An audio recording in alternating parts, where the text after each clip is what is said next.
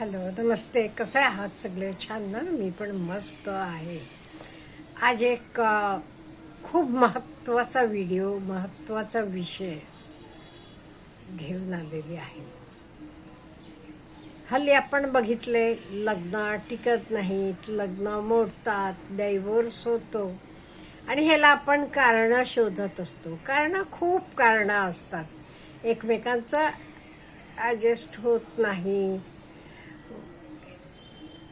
किंवा आणि काही खूप कारणं असतात.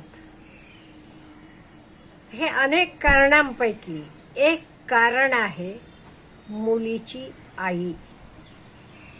हो, ती पण खूप वेळा आपले मुलीचं लग्न उद्ध्वस्त करायला, घर, तिचं आयुष्य सगळं मिटवायला कारण असू शकते. नो डाऊट ती तर सगळं करत असताना तिला वाटत नाही हे असं होईल म्हणून, पण नंतर होते सगळं वेगळंच. ही खरी घडलेली गोष्ट आहे, खरी घडलेली घटना. आणि त्या बाईनं सांगितलं कसं तिचे आईनं तिचं घर सगळं मोडलेलं आहे. हे मी आज आपल्याला सांगणार आहे. आणि म्हणून मला म्हणायचं आहे आयांना, हे बघा, लग्न झाल्यावर ॲडजस्ट व्हायला जरा वेळ लागतो. आपल्यालाही वेळ लागलेला आहे का नाही? म्हणून अगदी काही लगेच मुलीला आणून आपल्या घरी आणायचं किंवा जावयाला हवं तसं बोलायचं असं करू नका.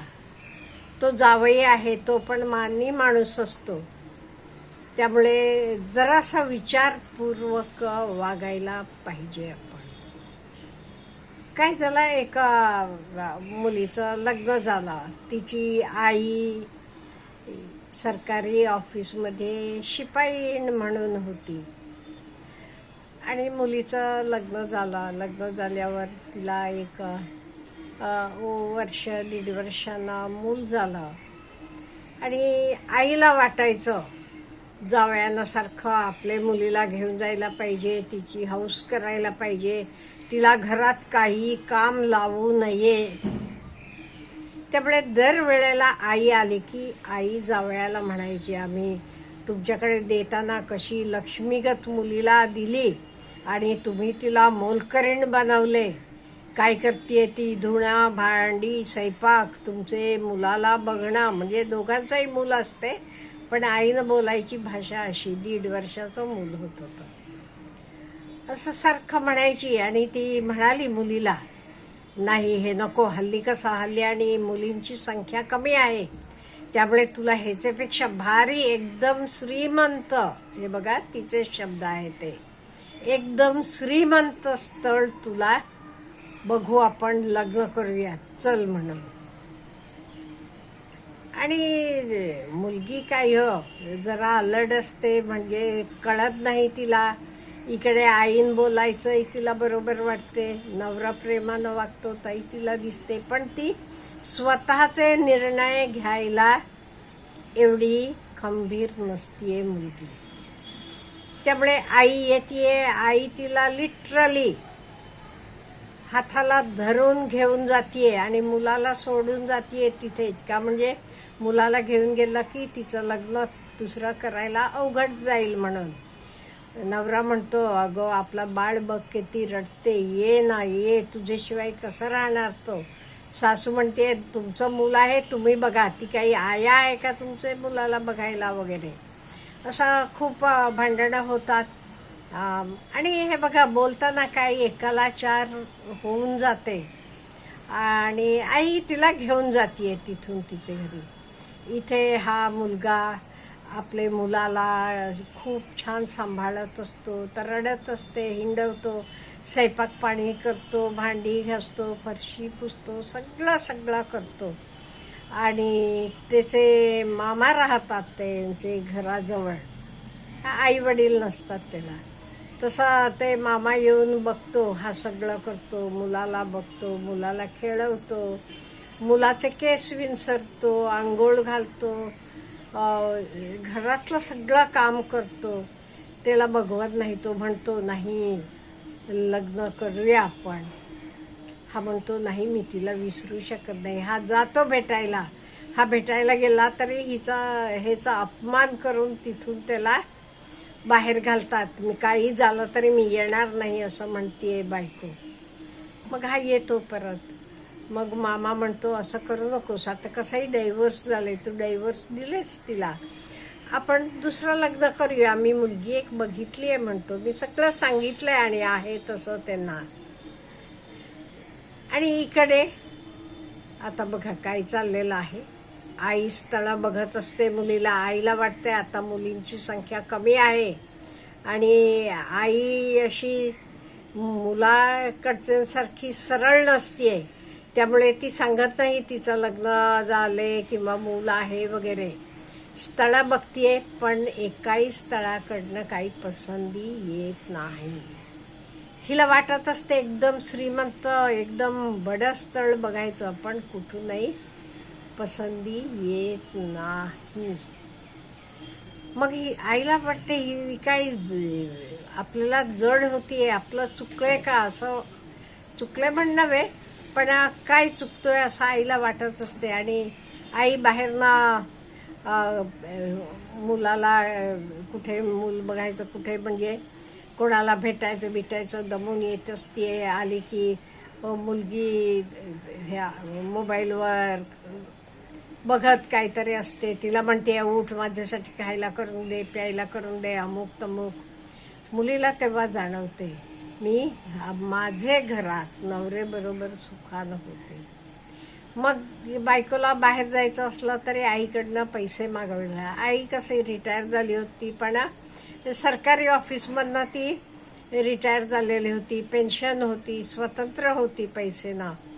त्यामुळे आईसारखं म्हणजे आता काय पैसे पण मी द्यायचे का, तुझं तू बघ ना, काय आहेस, कोणी मुलगाही तुला पसंत पडे ना, काय माझ्या घरात येऊन पडलीस, असं तसं मुलीला बोलत असते. सगळं धुणं भांडी सगळं मुलीला करावं लागते. तसं मुलीला वाटते मी माझ्या घरात करत होते हे काय कमी होतं, तर मानानं करत होते तिथे. इथे पैसे मागितले तरी आई म्हणते तुझं तू मिळवायला लाग, मी काय तुला आयुष्याला पुरणार का. तिला आठवते आपल्या नवऱ्याला मागितलं की नवरा म्हणायचं अगं कपाटात ठेवलेले असतात, मागायचं कशाला, तुला हवे तेवढे घे. ही सगळे हे विचार करते. आणि इकडे तोपर्यंत काय झालेलं असते, हे हिचे नवऱ्याचं पण दुसरं लग्न होते. खूप छान मुलगी मिळतीये त्याला आणि ती बाळाचंही छान करते, आपले नवऱ्याचंही खूप चांगलं बघत असते. आणि ही मात्र ह्या बाईला वाटते माझी चूक झाली आहे, मी नवऱ्याला सोडून यायला नको होतं. तिला वाटते आता नाही, असं आपण जायचं आणि माफी मागायची आणि राहायचं तिथे, असं ती ठरवतीये. आणि ठरवतीये ते जातीये, नवऱ्याच्या घरी जातीये, गेट उघडतीये, दार वाजवतीये. नवरा येतो बाहेर, त्याचे पाया पडतीये. हिला त्याला सॉरी माझं चुकलं म्हणायचं असते. ही चुकलं मला माफ करा म्हणते, पण नवरा म्हणतो नाही आता खूप उशीर झालेला आहे, मी आलो होतो किती वेळा तुला बोलवायला, तू काही तयार नव्हतीस, त्यामुळे आता हे शक्य नाही. तोपर्यंत त्याची बायको आलेली असते. ती म्हणते अहो किती चांगले नवऱ्याला सोडून गेलात, उलट बरं झालं तुम्ही सोडलात म्हणून मला भाग्य मिळालं असला नवरा मिळायला म्हणतात. आणि ही दोघंही नवरा बायको आत निघून जातात. ही बायको खूप रडतीये, बाहेर जातीये, आपले घरी जातीये आणि आपल्या आईला सांगतीये सगळं असं असं घडलं, हे बघ तुझ्यामुळे घडलं, तू माझं सगळं वाटोळा केलंस म्हणतीये मुलगी. तसं आई म्हणते मी काय केलं, तुला अक्कल पाहिजे होती की तू म्हणायला पाहिजे होतंस मी येत नाही, मी त्या आहे सुखी म्हणून. तुला काय मी हे केलं का, तू आलीस, मी बोलवलं, मी म्हटलं दुसरं बघते तुझं चांगलं श्रीमंत मोठा काय म्हणू मोठा श्रीमंत घरातला मुलगा बघूया आपण, तू आली, मी काय तुला हात धरून ओढून आणला होता का? तू म्हणायचं होतंस मी येत नाही, मी इथे राहते म्हणून. मी काय केलं? तुझं तू बघ आता म्हणून. खूप ही मुलगी अस्वस्थ होतीये आणि ती जाऊन शेवटी ट्रेन खाली जीव देतीये. म्हणजे आईला काय मिळालं हो? मग अशा आया आपल्या मुलींचं संसार उद्ध्वस्त करतात का नाही? ही खरी घडलेली गोष्ट आहे. आपल्याला काय वाटते ह्याच्याबद्दल सांगा मला. Have a good day.